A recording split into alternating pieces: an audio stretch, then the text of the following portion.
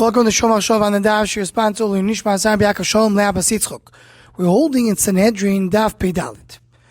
In the top of the base, we're starting Perek, the 10th Perek Masechet Sanhedrin, Elu Hem Hanechnakin. Now there's a discussion already among the Rishonim.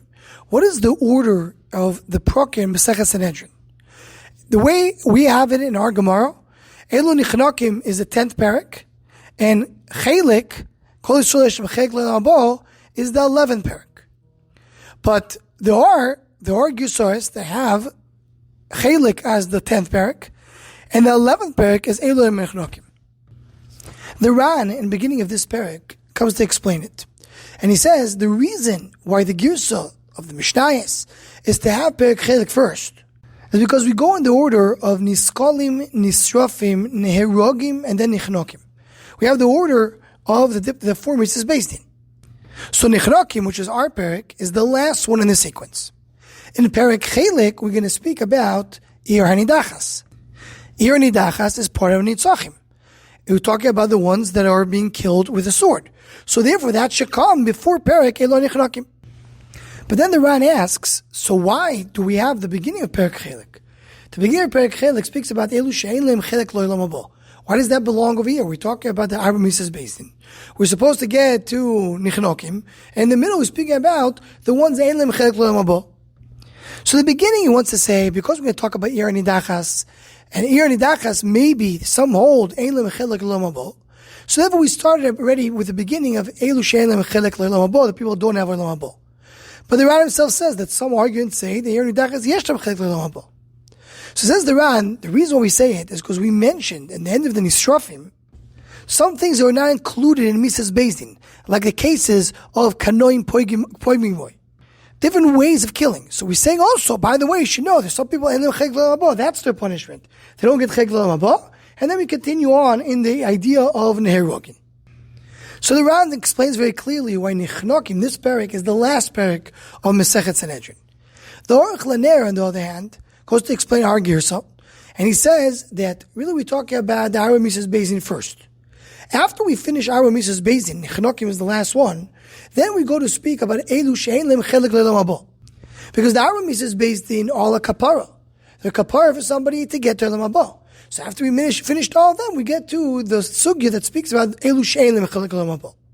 After that, says the Aruch Laner, because we spoke about Ein Lehem Chelek Lo Olam Haba, so we mentioned Ir Nidachas that also belongs to Ein Lehem Chelek Lo Olam Haba. So an interesting discussion that we have is this parak Elu Nechnakim is the last parak of the Masechta, and that's where we ended our Mitzvahs Bezdin. And parak Chelik is coming, so to speak, Agavorcha, or the opposite. The parak Chelik is the last parak, and after we speak about the Arba Mitzvahs Bezdin, now we get to the Chelik of Ein Lehem Chelek Lo Olam Haba. Now, just to point out that in Rashi, it seems to be there's a stira, contradiction. Which one is the last parak? Because the first Rashi in Perek Chelik says, Kol Yisrael yesh lehem chelek lo olam haba, mikori ayri ba'arba mitzvos, u'mefaresh ve'oziluhu lekulu, v'adam ani de'en lehem chelek lo olam haba. In Rashi is saying, mamash, what we saw in the Aruch Laner. You first finish all the Arba Mitzvahs Bezdin, and then I'm coming to the final parak, the ones Ein Lehem Chelek lo Olam Haba. But Rashi, beginning of Makkos, the base of Mudalef, the Gemara there explains why Maseches Makkos speaks about that specific case of Eidim Zayrei. So the Gemara says we're continuing what we have in the end of Perek Elu Hanechnakim, the end of Perek Asiri of Maseches Sanhedrin. So it says the Rashi, Hosokaim is Sanhedrin Solik, Tetanan B'Shili Elu Hanechnakim Du Siyuma de Sanhedrin. Rashi says to say clearly that Elu Hanechnakim is the last parak of Masechet Sanhedrin. So the Chorus seems mamash a steer in Rashi.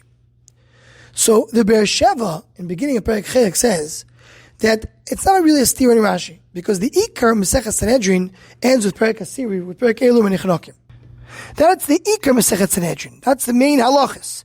And then we get to the last parak, which became Ein Lehem Chelek Lo Olam Haba, is less halacha l'maaseh. So that's why it's not so shver to say that the end of Ikar Masechet Sanhedrin is Perek Elu Hanechnakim, and Masechet Makkos refers to that. And the Aruch Laner also refers to that. He doesn't quote the Rashi, but he says the fact that the beginning of Masechet Makkos refers to the end of Hanechnakim is not a problem. The Chelik is in the middle. But there are others that lo nichalu with this teretz.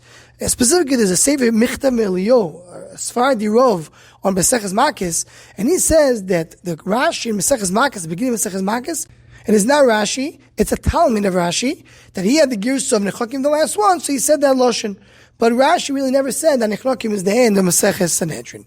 So interesting discussion over here regarding the location of this Perek. Anyone who wants to join the Shomach Shava email list to Hotzko, please email shomachshava@gmail.com.